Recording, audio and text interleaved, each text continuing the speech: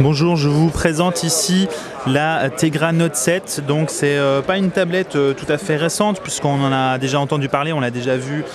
précédemment, mais ici c'est la version avec le modem LTE. Donc ça paraît peut-être pas grand chose d'ajouter juste une puce 4G dans les tablettes Nvidia, mais en fait pour Nvidia c'est une grosse étape puisque jusqu'à présent ils avaient du mal avec d'insérer des modems puisque c'est un métier, leur job à eux c'est vraiment le côté graphique, donc concevoir des modems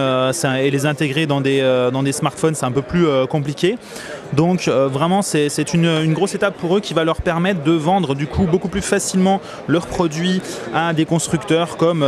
Samsung, LG, HTC ou autres, puisque jusqu'à présent en fait quand ils proposaient leurs puces on leur répondait ok c'est cool mais il faut qu'on achète séparément une puce modem 3G ou 4G, qu'on l'intègre, donc c'est plus de coûts, plus de consommation pour le smartphone puisqu'on a deux puces à alimenter, et aussi plus de place qui va être utilisée à l'intérieur du smartphone, donc forcément un smartphone qui va être plus épais, moins bonne autonomie et plus cher, donc c'était vraiment négatif. Donc là du coup l'intégration d'une puce LTE ça signifie pas grand chose pour le consommateur puisque finalement cette tablette Tegra Note 7 qui a un modem LTE ou pas, ça change vraiment pas forcément grand chose pour nous, mais pour les constructeurs, quand Nvidia propose donc sa puce à des Wiko, des Samsung, HTC ou ce qu'on veut, forcément là ça a beaucoup plus de poids, c'est quelque chose qui est similaire à un Snapdragon du coup, qui va être du coup plus intéressant parce qu'il n'y a pas de modem à ajouter, donc forcément au niveau des produits finis qu'on va voir sur le marché à l'avenir, ça va arriver beaucoup plus vite. D'ailleurs à ce sujet, Nvidia m'a confié qu'ils étudient tous les canaux de vente, donc c'est-à-dire de la licence pour exploiter le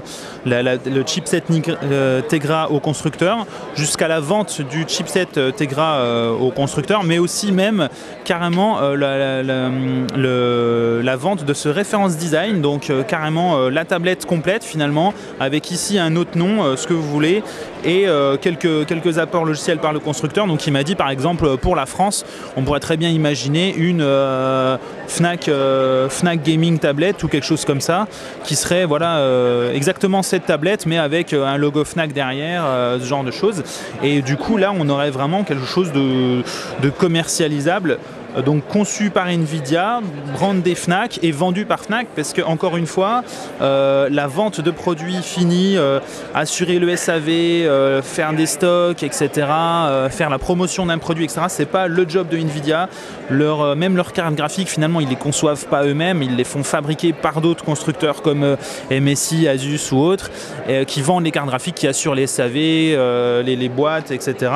Nvidia, vraiment leur but à eux c'est de faire du processeur, c'est de faire de la carte graphique, de la puce graphique, et donc là c'est ce qu'ils ont fait, ils ont conçu un peu plus avec donc cette tablette, ils sont intéressés à l'écran, à la batterie, etc., donc c'est déjà un effort pour eux pour vraiment montrer que le produit fonctionne, qu'il ne fait pas forcément 3 cm d'épaisseur, etc., il est assez fin, il est compact,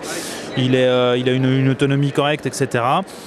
Donc maintenant les constructeurs vont forcément s'intéresser un petit peu plus à cette solution, et certains vont acheter directement le référence design, mettre leur nom et la vendre, et d'autres comme des vrais constructeurs comme Samsung ou autres vont faire un petit peu plus de travail de design, etc., et vont eux juste intégrer le chipset Nvidia, donc la puce Tegra 4 ou Tegra K1 comme je vous ai présenté dans une autre vidéo, pour l'intégrer à leurs propres produits et donc à l'avenir vendre des produits. Donc il m'a dit qu'on verra, après bon faut voir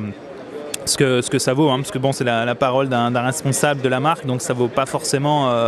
toute la vérité, hein, c'est pas forcément toute la vérité, mais on m'a assuré qu'on verra de nombreux produits dans le monde entier sur Tegra K1. En tout cas le Tegra 4 il y aura finalement peu de produits parce qu'ils ont un peu abandonné ce projet pour se consacrer au Tegra K1, donc j'explique pourquoi dans une autre vidéo que je vous invite à regarder, mais vraiment voilà, Nvidia prend de l'ampleur, on avait eu pas mal de produits sur Tegra 3,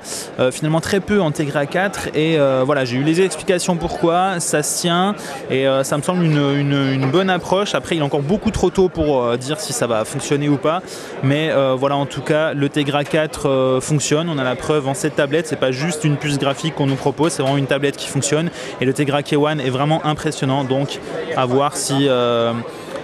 Nvidia aura du succès, parce qu'il y a pas mal de concurrence en face, mais ce qui est sûr, c'est que côté puissance graphique, c'est de loin les meilleurs. Après, il faudra par contre gagner la confiance des constructeurs, comme Qualcomm a su le faire au fur et à mesure des années. Et là, forcément, ils ont une grosse longueur d'avance sur Nvidia, donc il faudra que Nvidia les rattrape sur ce plan.